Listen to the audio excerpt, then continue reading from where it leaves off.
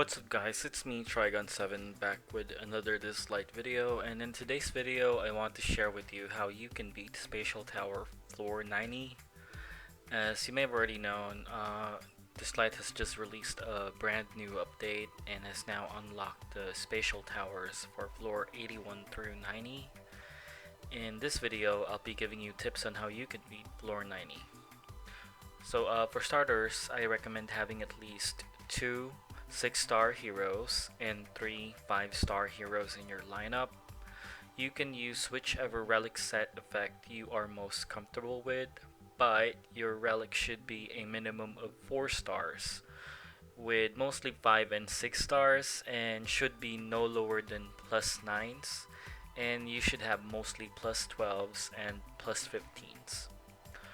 What you need to remember when doing Spatial Tower is that the most important part is having the correct lineup. Don't be afraid to experiment with different heroes in lineups, since you only lose 1 energy in case you fail. For the heroes that I recommend in floor 90, standard lineup for me would be having 2 healers, 1 DPS, and 2 utility. I classify a hero as a utility if they don't really heal nor do they do a ton of damage, and that their main role in a team is basically dispelling, providing buffs or debuffs. So for your 2 healers and 1 DPS, you can choose whichever heroes you're comfortable with. But for your utility hero, I recommend having a dispeller or a buff blocker, such as Helena, Liao, Chloe, Odin, or Biontina. There are also espers like Arcana and Narmer who can steal enemy buffs. And so this and also so this is something that I discovered by accident, but in the best hero that you could have as one of your utility heroes on this floor is Tricky, or also known as Loki. Even if he's at level 50, that's fine. The most important thing that we'll need from Tricky to breeze through this floor is his passive. So I think that's about everything that you need to know. And let's go ahead and beat floor 90. Okay, so what we're watching right now is I think was my 3rd or 4th attempt at beating floor 90. And so for my lineup, I'm using 2 healers, Changpu and Yusuhua. So as for my DPS, as you can see, I'm using Lin Xiao, and well, Gabrielle's also like kind of like a utility. I just needed her for her captain ability, which is the HP boost for the entire team, and also her immunity, and yeah, she also provides step up. So which is kind of redundant in hindsight, because Yasuhua also has that ability. So but yeah, I guess just wanted to be safe, because it's hard when you die in the 1st or 2nd floor, because that automatically means you just have to start over again. So I chose Yasuhua because she has this invulnerable heal. So like when she casts it on you, you regenerate health, and you're also like invulnerable for 1 turn. And it's something that we can exploit, because the AI doesn't detect whenever someone's invulnerable, or I think the buff is called invincibility. So yeah, it's something we can exploit, because they'd still hit you even if you have that buff from Yasuhua. And what I've also noticed is that not sure if this is a bug or something, or maybe it's just me, but I don't think I've ever seen any Yasuhua's heal. Well, enemy Yasuhua's. So I don't think they've ever healed anyone. I've never seen them cast invincibility on their teammates. So I guess that's something that they might fix soon if it's really an issue, or maybe I don't know, I killed them too fast or something. But yeah, that's what I've noticed. Like she does cast her like third skill, but not her second. So that's also something that you might want to consider and keep in mind. So I usually leave out the healers for last because that's like your time that you can take to recover from the fight on the first round and the second round. So it's better to like make sure that you have full health and like, all your cooldowns are done so that when you start the second round it won't be that hard. So for the second round, so the first round there's no like there really isn't any threat. It's just a standard lineup.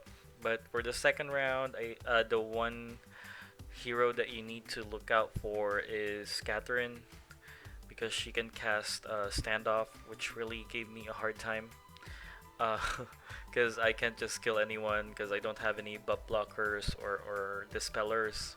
I did try to initially use Beyond Dina as so that I can remove the standoff, but when we got to like the third round, it got really hard. So I just decided to replace her with Tricky. I'm not even sure what I was thinking. It never occurred to me that he's gonna be the one to carry me through this floor. I just decided to experiment. So that's why don't be afraid to experiment.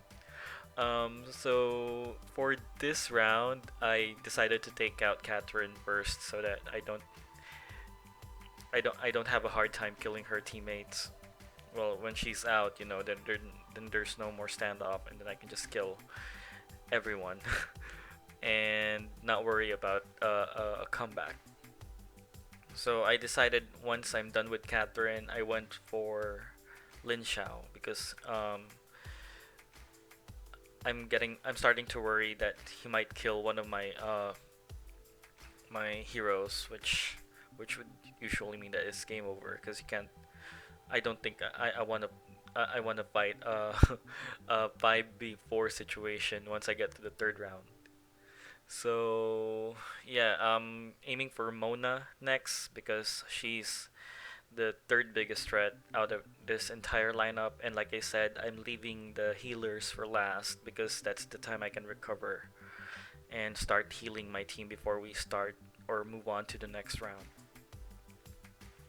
So I'm not really sure what Pandora does, but thanks to Gabrielle casting immunity, I don't have to worry about her. I think she stuns people, but my Gabs.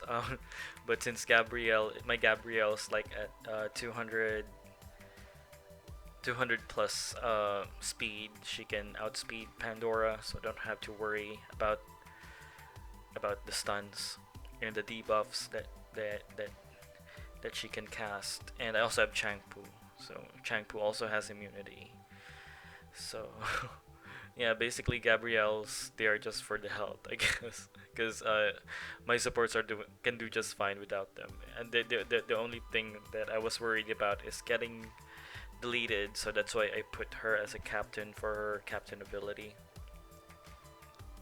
So I left the healer for last, and I'm starting to just do basic attacks so that my cooldowns can refresh. So for this final round, I decided to. Well, I discovered it like on my third attempt, and then I as you can see, Loki's passive is killing Sally without, and he's not even doing anything. Sally's killing herself because she dispels, and then she ends up getting petrified all through the entire round. And so that kind of like gave me my window to beat the entire level 90 because she's the only healer on the team, and so I decided to go for her. And and yeah, I just did some basic attacks and a couple of skills, making sure that my teammates are healthy. So and then once she's out of the picture, I went straight to Hades because Biondina's Biondina only hurts if you don't have any buffs, and I have a ton of buffs. Like I have three guys: Gabriel, Changpu, and Yasua, who cast a lot of buffs. So I don't have to worry about her dealing massive damage. So what I did was I went for Hades because he's the biggest threat out of the remaining four, and it's cause of it's because you can't stun him. You can't do anything. You can't depth break, and he gains more damage the longer he's in the battle. So and yeah, that HP thing. Yeah, I let Tricky die because I don't need him anymore. He's done his job. Thanks to his passive, Sally's out of the picture, and I just needed my four main heroes. So after killing Hades, I went for Biondina because there is no threat to Unas and Gabriel because they don't have any damage. They're just really, really tanky. And so I went ahead and aimed for the damage dealers first. So and also Biondina's kind of squishy, so you go for who you can kill faster or fastest, right? All right, so yeah, actually at this point, um, I was kind of like 70% sure I was gonna win because all my level 60 heroes are still alive, and there's no more Hades, there's no more damage. They we can't debuff them, but they can't debuff us because I also have Gab, and so Unas is just fast, but his damage is also not that good. He's just a utility hero. So yeah, and my Changpu like heals very quickly. She has two abilities that heals her single target second skill that heals like around 10k, and then her team heal. And Unas can't doesn't really have any uh, high damage attack. He just has a basic and then the AP boost for everyone. So yeah, and there you have it. KO.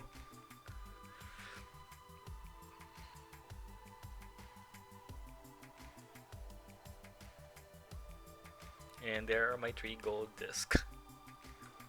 For those of you who may not have Tricky, don't be discouraged. As I mentioned earlier, don't be afraid to experiment with different heroes and lineups. There is more than one way to beat this floor, and I hope this video will help you beat floor 90. Once again, this is Trigon 7. If you want more future videos and content about Dislyte, please let me know in the comments below, and make sure to like and subscribe. It's free and you'll really be helping me out. That's it for today's video, and see you in the next one.